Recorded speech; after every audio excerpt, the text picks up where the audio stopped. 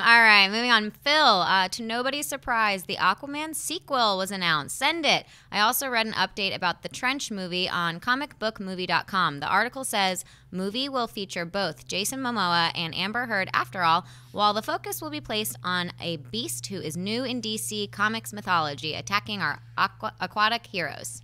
Well, I mean, okay, first thing's this. That's not true. The thing about the Trench is not true. Both Variety and Hollywood Reporter have come out and stated that while the Trench movie, which we talked about the other day, is in development, it does not include Aquaman or Mera or anything like that. So let's not worry about that.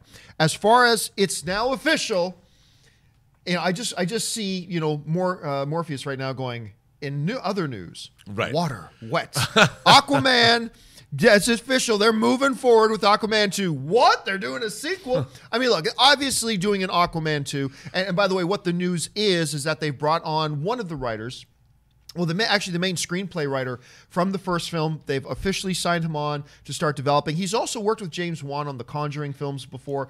I'm drawing a blank on his name. I know he's got 4 names, though. Yeah, it's like it's a tough Billy name. Bob, Luke Vissal, something like this. It's a 4-word name. Anyway, he's worked with James Wan. Obviously, James Wan's work is comfortable with him.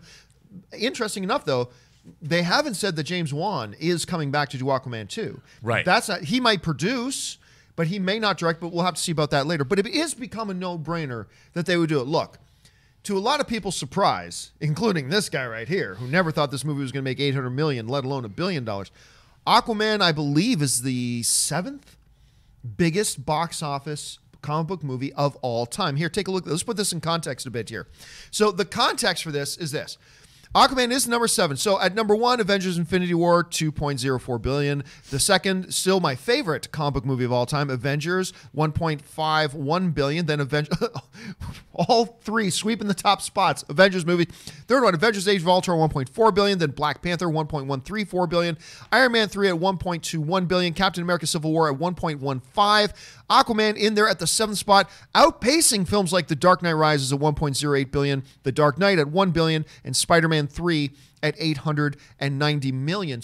And by the way, Aquaman is not only the 7th biggest box office film of all time for comic book movies, it is the 21st biggest all-time movie, period. Wow.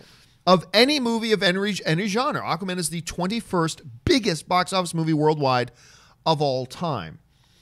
In an era where comic book movies are the taste of the month, you're going to do a sequel. I don't think you ever could have found anybody on the street anywhere that says, yeah, I don't know if they'll go back to Atlantis.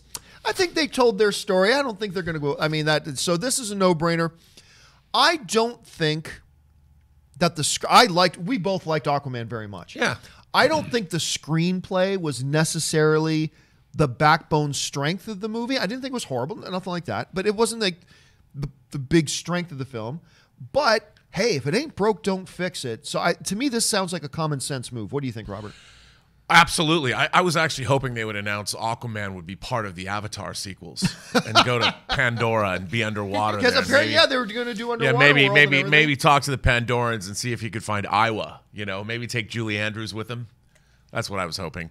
But I mean, I think, come on, how could you not want to see a sequel to this movie? I mean, this movie was such goofy fun. I mean, it was such an unabashed love letter to Ray Harryhausen and to the kind of epic fantasies that we don't. You know, why does every epic fantasy, even though there was an apocalyptic element to this, just like there was in Lord of the Rings and things like that, but there was a fun. There was, even though the world could have ended and all the surface dwellers like us could have died, it was still fun.